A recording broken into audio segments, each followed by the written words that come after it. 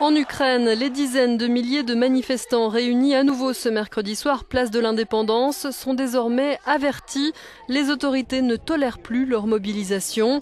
Pour le Premier ministre, le sujet est clos puisque le Parlement a rejeté la motion de défiance contre le gouvernement. Mykola Azarov a haussé le ton et changé de rhétorique. Désormais, il ne parle plus de manifestants, mais d'insurgés.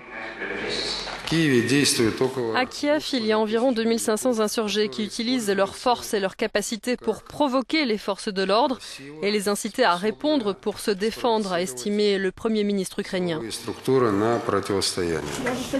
Les leaders de l'opposition, de leur côté, ont reçu l'appui du ministre allemand des Affaires étrangères, Guido Westerwelle, en déplacement à Kiev pour le sommet de l'OSCE, l'Organisation pour la sécurité et la coopération en Europe. Malgré les menaces, Arseniy Yatsenyuk a réaffirmé la détermination de l'opposition. Viktor Yanukovych et le pays tout entier doivent se rendre compte qu'il ne s'agit pas uniquement d'un combat politique, mais bien d'un mouvement de protestation du peuple ukrainien contre ses autorités, a-t-il dit.